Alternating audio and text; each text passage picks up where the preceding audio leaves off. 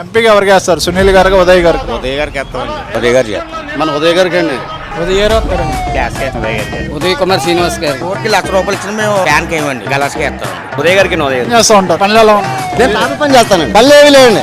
ఏ పథకం కానీ ఏవి కానీ తాపి మేస్తే డబ్బులే తీసేసుకున్నాడండి జగన్. జగన్ కింద ఒకటి కూడా రాలేదండి. 3 సంవత్సరాలు చాలా మట్టి నాకేసామండి. ఏమేమి లేదండి మాకు.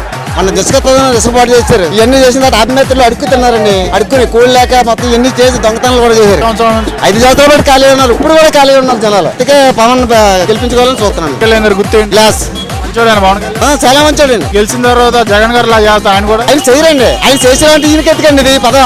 అది పదం చేసేలాంటి డబ్బు గట్ట కరువు పెట్టండి. అడిగి డబ్బు కరువు అయితే పోలే ప్రధానం చేసుకుంటాడు. డబ్బు కరువు కాబట్టి పదం చేసుకుంటున్నాడు. పోలు డబ్బు ఇళ్ళతలు ఇస్తాడండి. ఇళ్ళతలు ఎవరికి ఇచ్చాడు? కొన్ని వేల ఎకరాలు మన 1,00,000 ఎకరాలు. ఆ ఎకరాలు కొన్ని ఎవరికి ఇచ్చాడండి? 2 ఎకరాలు పారేసాడు. ఎక్కడ ఉన్న భూమి ఏం చేస్తాడండి? ఉన్న భూమి ఏం చేస్తాడు? అమ్ముకుంటాడండి. అలాగా ఏమీ లేదండి. ఎక్కడికైనా దోచేస్తున్నాడండి.